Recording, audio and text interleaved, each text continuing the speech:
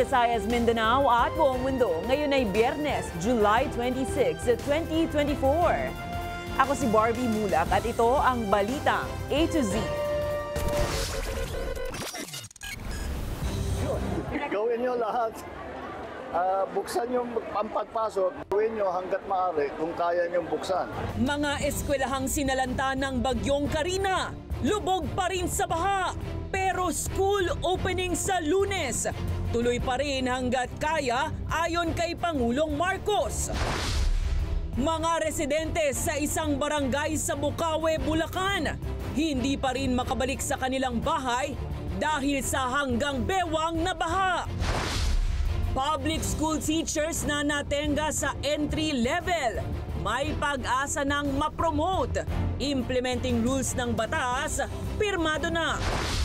Opening ceremonies ng Paris Olympics, inaasahang grandioso. Mga atletang Pinoy, proud na ibinida ang damit na susutin sa Parade of Athletes. At sa 3rd anniversary ng Balitang A to Z, News Team bumisita sa mga nasalanta ng Bagyong Karina.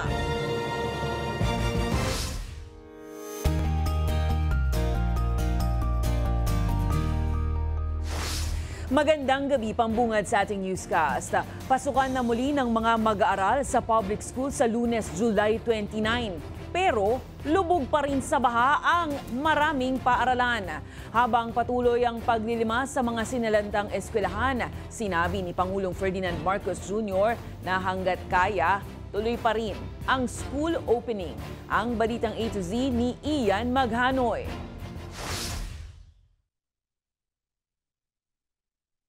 Kasabay ng paglilimas ng tubig at putik dito sa Lolomboy Elementary School sa Bukawe, Bulacan, napailing na lang ang Brigada Eskwela Volunteers sa nakikinitang magiging kalagayan sa unang araw ng pasukan sa Lunes. Bukod sa wala pa ring supply ng tubig at kuryente sa paaralan, basang-basa pa ang mga libro, upuan at mesa sa mga silid-aralan. Nakikita naman na sa physical, talagang, hindi, kasi kung magkapatiyo ka ng book na ganyan, kukusam siguro ng 3 to 4 days. Yan ang araw na ngayon, muulan pa. Bas Monday, parang... Maayos at matibay pa naman ang mga pisarang pwedeng magamit para sa balik pasukan sa Lunes. Pero ang tanong, matitiis kaya ng mga teachers at mga estudyante kung ganito pa rin ang sitwasyon ng mga classroom na kanilang babalikan sa pasukan?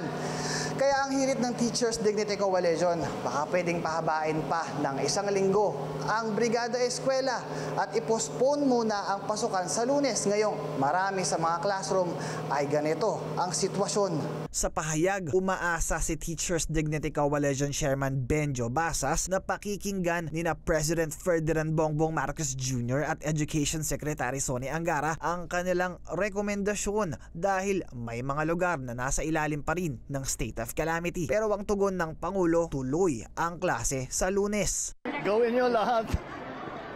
Buksan yung pagpasok, gawin nyo hanggat maaari kung kaya nyo buksan. That's the usual, hanggat maaari, open the schools and conduct classes. But there are areas na hindi talaga pwede. Gayunpaman, binigyang diin ng Pangulo na may kalayaan naman ng mga school admin na magdesisyon. If the school buildings are in a condition to take classes, they will do it. Dagdag pa ng Pangulo, pwede namang magklase sa labas ng mga school building. Maaari rin anyang ipatupad ang blended learning modality katulad noong kasagsagan ng pandemya. Pero meron pa talaga na kakaunti na lang yung may tubig pero maraming na nag-iwan na putik na hindi magamit. Tapos mga nasira na gamit, we'll have to replace them. So yes, as much as possible, it will be up to the school to decide what they kung kaya o hindi. Sa pahayag ng DepEd Secretary, talagang maaantala ang balik eskwela sa ilang lugar dahil marami pang kailangang ayusin at linisin. Maglalabas ang DepEd ng listahan. Ayon kay Angara, mahigit 70 paaralan ang apektado sa 9 na rehiyon at 300 mga paaralan naman ang ginagamit bilang evacuation centers. Para sa Balitang A to Z, Ian Maghanoy. Sa kaugnay na balita, inanunsyo na ng Department of Education na hindi sasabay sa pagbubukas ng pasukan sa Lunes, July 29 ang nasa 738 na mga paaralan sa 4 na rehiyong lubos na naapektuhan ng nagdaang bagyong Karina at Habagat. Sa pinakabagong datos ng DepEd, aabot sa 246 na mga paaralan ang binaha. 425 naman na mga paaralan ang nagagamit ngayon pansamantala bilang evacuation center, habang nasa 64 naman ang kasalukuyang tinutuluyan pa ng mga bakwit. Humigit kumulang naman sa 13,000 paaralan ang naapektuhan ng bagyo sa buong Pilipinas. Kung dati usad pagong ang promotion ng public school teachers, simula susunod na taon ay may pag-asa na silang tumaas ang ranggo. Ito ay dahil pinirmahan na ang implementing rules para sa career progression ng mga guro. May balitang A to Z si Ace Cruz. 5 taon ng Teacher 1 sa pampublikong paaralan si Jean. Dahil pahirapan ng promotion sa public schools, napilitan siyang mag-aral para sa master's degree.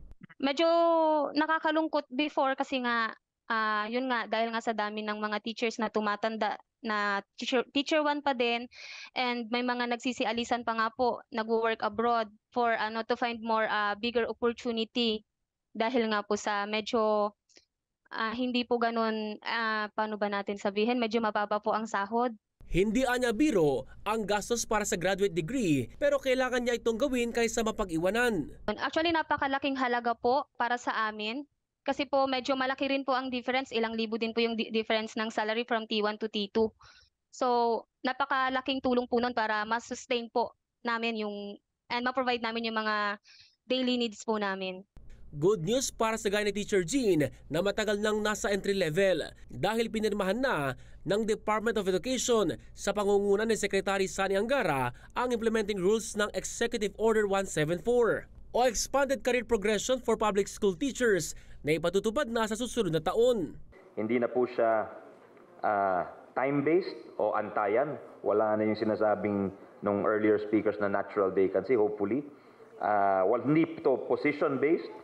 Hindi na po kailangan lumipat ng lugar, lumipat ng eskwelahan ang ating mga teachers dahil syempre kawawa naman yung iniwan niyang maliit na eskwela kung lilipat pa siya ng malaking paaralan para lang makakuha ng higher teacher item. Mula sa original na Teacher 1 hanggang 3, magkakaroon na ng hanggang Teacher 7 position. Inaasahan ang dagdag 140,000 na teaching positions sa susunod na taon na magandang senyales ayon sa teachers group na Teachers Dignity Coalition. Mukhang i-close niyan yung gap ng teacher shortage natin kung may 140,000 additional teaching positions tayo kasi yan din yung shortage natin na naitala last time. Pero ayon sa grupo, marami pa ibang dahilan kung bakit sumusuko ang public school teachers sa trabaho. Ang daming issue sa DepEd Una-una napakaraming trabaho. And most of those tasks are actually non-teaching related Kaya nalilito yung mga teacher at napapagod ng gusto sa mga gawain na hindi naman dapat niyang ginagawa. Lagpas 60 bilyong piso ang inilaang pondo ng Budget Department sa pag-arangkada ng Career Progression Program ng DepEd sa 2025 pati sa aumento sa sahod. But I think more than the salary increase itself, it's also nice to provide them a package. Kaya po sinama din po natin dyan yung health, yung sa HMO nila, medical allowance, and then maybe eventually po we'll try also to increase yung, matagal na rin po nila to sinasabi, even tayo sa gobyerno, it's been 15 years since we adjusted yung pera po. So we will also try to adjust that. Pero nilinaw ng Budget Department na 4 tranches ang pagbibigay ng aumento sa sahod.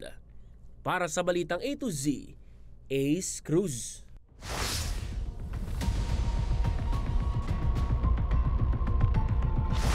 Ilang araw matapos humagupit ang bagyong Karina at Habagat, hindi pa rin nakababalik sa kanilang mga tahanan ang mga residente sa Barangay Igulot, Bocaue, Bulacan. Hindi pa rin kasi bumababa ang level ng tubig at inaasahang posibleng magtagal pa raw ito ng 1 linggo. Samantala, national death toll dala ng bagyong Karina at Habagat pumalo na sa 21. May balitang A to Z si Kim Salinas. Aabot hanggang tuhod at kung lalayo pa, maaaring umabot sa baywang o tataas pa. Yan ang kasalukuyang level ng baha sa Barangay Igulot, Bocaue, Bulacan. Dahilan para mas lalong magtagal sa evacuation area ang mga apektadong residenteng hindi man lang makauwi. Hanggat hindi po bumababa yung baha, hindi pa po sila makakabalik sa bahay nila. Kaya hindi po natin masabi kung hanggang kailan pa po sila dito. Ramdam ng marami ang hirap ng kalagayan sa evacuation center. Katulad na lamang ni Nanay Ronilyn na akay-akay pa ang kanyang 1 buwang gulang na sanggol. Ang hirap po kasi lalo pag may baby. 1 month po, may sakit po siya. Masailan po kasi siya eh. Ang mabigat pa, kailangang masuportahan at matutukan ang gatas na iinumin ng kanyang anak dahil dumudumi umano ito ng dugo kapag umiinom ng gatas na hindi inireseta ng doktor. Nasa 1,000 po, yung maliit, pinakamaliit na. Hindi namin alam kung saan kami kukuha ng panggastos namin kasi lalo nga po hindi makapagtrabaho. Hindi pa po kami makauwi ng bahay kasi may tubig. Hirap din ang nararanasan ni Tatay Ruben na iniinda pa ang kanyang karamdaman. Ito nga po, makikirot pa ako. Pag naglalakad po ako, masakit yung balakang ko tapos yung paa ko. Kaya lagi po ako nakaupo eh. Bagamat nabigyan na ng paunang gamot, hiling naman ni Tatay Ruben ay mabigyan siya ng atensyong medikal.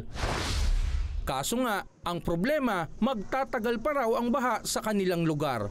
Sa tingin ko po is mga 6 hanggang 7 araw ang aabutin. Kaya po, matagal-tagal lang ang aming pag-aalaga sa mga evacuees.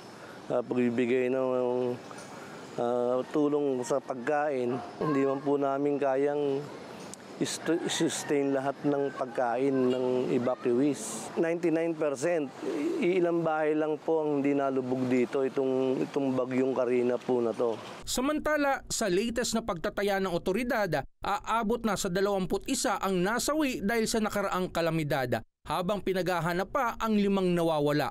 Umaasa naman ang maraming residente na apektado ng baha na nananatiling nasa evacuation center sa buong bansa na mas mapapadali ang pagbabalik nila sa kanilang tirahan at maabutan ng tulong ng pamahalaan. Para sa Balitang A to Z, Kim Salinas. Unti-unti na nga nagkakasakit ang karamihan sa mga nasa evacuation center sa San Mateo, Rizal dahil hindi pa rin sila nakakauwi ilang araw matapos humagupit ang bagyong Karina at habagat. Base sa kasalukuyang sitwasyon, dinadapuan na sila ng lagnat, ubot, sipon, maging alipunga ang mga nagsilikas. Pero ayon sa Municipal Health Office, may mga health stations sa bawat evacuation area at nag-iikot raw ang mga nurse at doktor para magsagawa ng medical check-up sa mga bakit. Nangako naman ng lokal na pamahalaan ng San Mateo na magpapaabot sila ng atensyong medikal at iba pang health assistance sa mga nangangailangan. Nasasailalim ngayon ng San Mateo, Rizal sa state of calamity dahil sa pananalasa ng bagyong Karina at habagat. Sa hawaan ko rin cough etiquette pa rin po tayo, huwag umubo, magtakip po ng bibig at kung hanggat maaari po ay magkaroon po ng espasyo po between people. And siyempre po kung mayroon pong nararamdaman talaga, magpa-check up po para mabigyan po sila ng tamang gamot.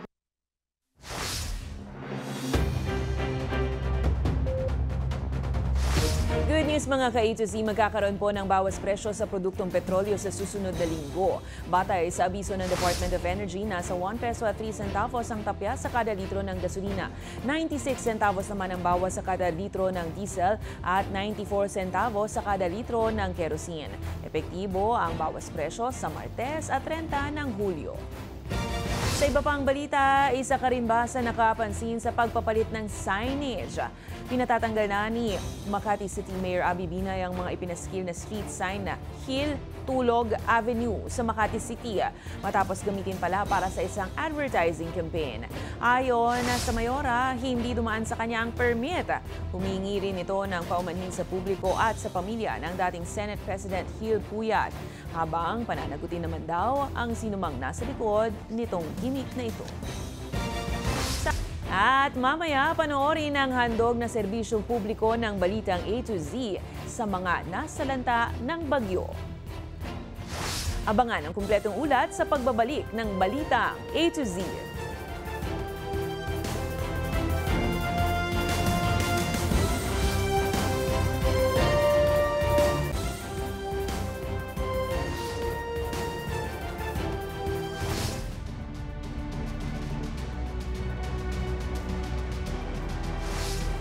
Ilang oras na nga lang at magsisimula na ang pinakahihintay na opening ceremony ng prestigyosong 2024 Paris Summer Games.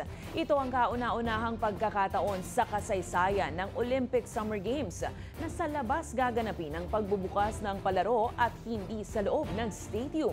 Excited na ang buong mundo na makita ang kani-kanilang mga pambatong atleta na iwagayway ang kanilang watawat. Kasama na dyan ang bansang Pilipinas. May balitang A to Z si Naomi Almojano.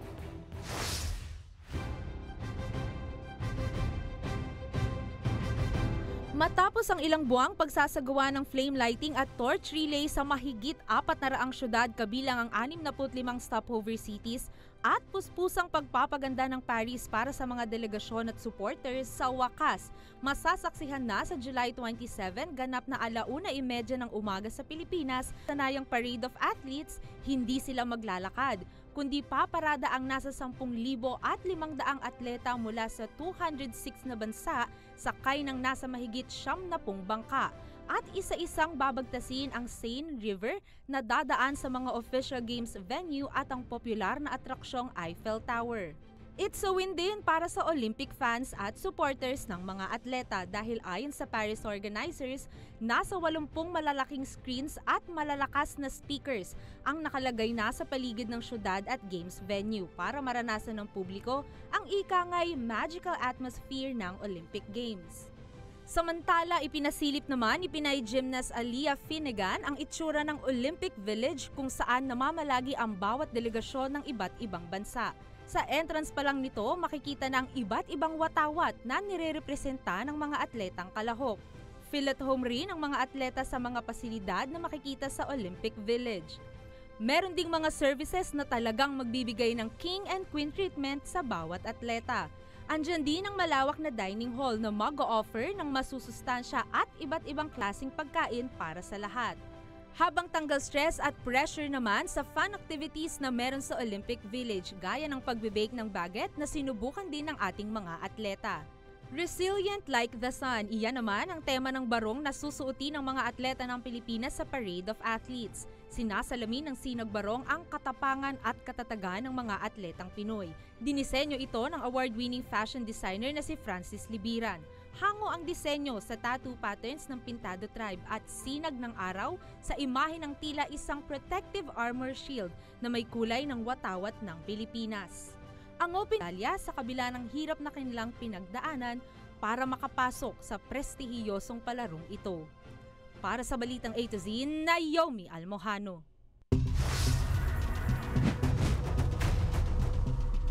Handa na ang paglilinis sa humigit 1.4 milyong litro ng industrial oil na natapon matapos lumubog ang motor tanker Terra Nova sa Limay, Bataan.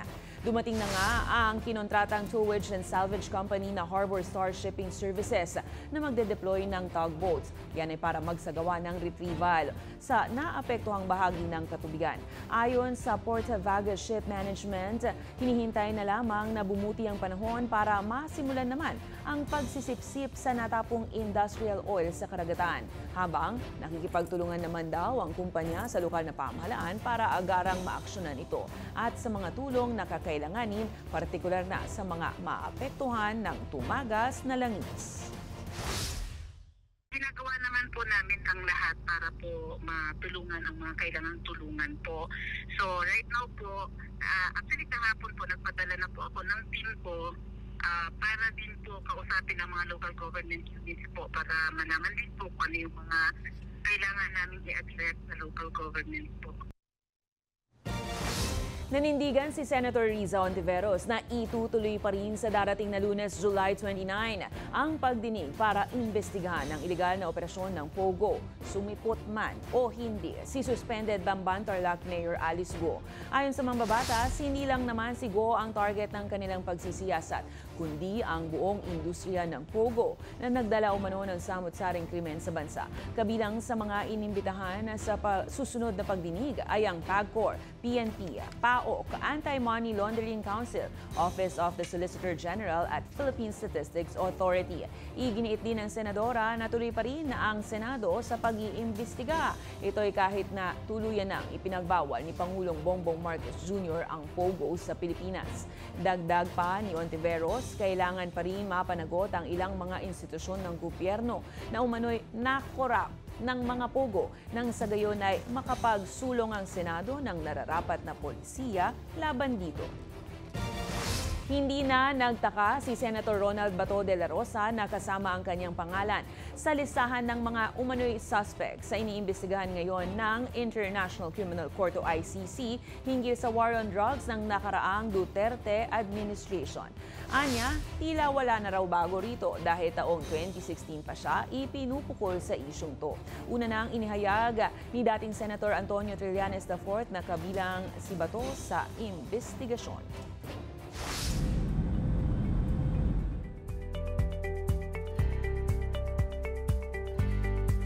Pinilala ni Israeli President Isaac Herzog ang kabayanihang ipinamalas ng Filipina caregiver na si Camille Jezalva matapos ang terror attack ng Hamas October 7, 2023.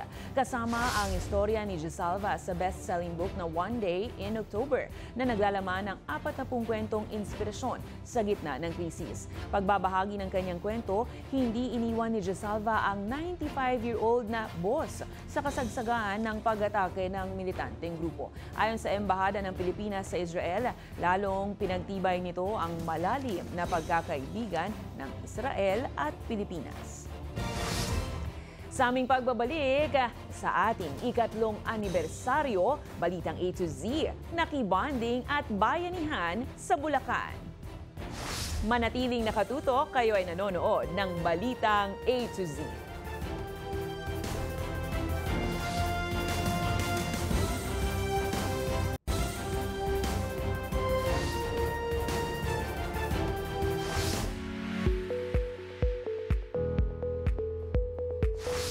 Operation Balik Sigla at Bayanihan sa Bocaue, Bulacan. Ganyan po natin ginunita ang ikatlong anibersaryo ng ating programa. Panood.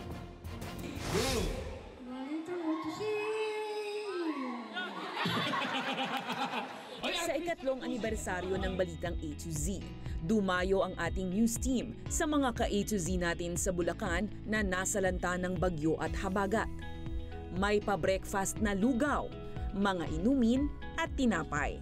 Salamat sa ating mga katuwang mula sa Rotary Club, Cuevas Bakery, Light TV Radio, Light TV Foundation, Batis at Bocaue LGU. Lahat naman po ng pangangailangan ay binibigay namin dahil yun po ang instruction ni Mayor Claudia Villanueva. Kaya lang, siyempre, hindi natin alam yung mga bahay nila na lubog, siyempre yung mga gamit, lubog pa rin. So doon na tayo mag-i-start kung paano tayo makakatulong sa kanila. Dahil ngayon po ay anniversary nila, tumuling din po kaming galing sa Rotary. Importante ang pagkain dahil wala silang facility para magluto. Basta po sa pagkakawang gawa, lalo na po at kasamahan natin sa Jesus is Lord Church, ay talagang buong-buo po sa puso ko na magbigay po at mag-extend ng tulong. Nalulungkot po ako pero at the same time nagpapasalamat po tayo sa A to Z dahil kahit papano nagbibigay po sila ng kasiyahan katulad ng nangyayari ngayon. Aabot sa mahigit 800 ka A to Z ang ating naabot sa 2 evacuation centers ng Bocaue. Panghimagas ang kantahan. Sayawan.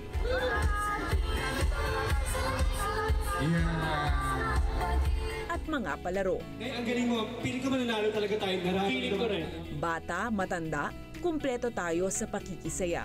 Bukod dun sa nagbigay tayo ng pagkain, nagbigay tayo ng tubig, pero ang karamihang hindi binibigay sa mga katulad nilang nasalanta ng bagyo ay yung oras, tsaka yung bonding. Kahit na simpleng nandito lang tayo, as a small team that we are, maraming nagpapasalamat, parang thank you, naalala nyo kami. At para sa kumpletong serbisyo, nakipagbayanihan rin tayo sa Brigada Eskwela sa Lulomboy Elementary School. Kung di ka magsasaya, malungkot Baka malungkot ka pa sa laki ng tubig. Kahit pa paano po, medyo nakakagaan ng loob. Huwag po kayong mawawalan ng pag-asa pagka ganyan. Malalagpasan din po natin yan. Hindi man natin masolusyonan ang lahat ng ibinabalita nating problema ng lipunan sa paglalaan ng panahon at atensyon. Kahit papaano sana ay nakapag-iwan tayo ng masasayang alaala at pag-asa. Balita A to Z, 3 taon na!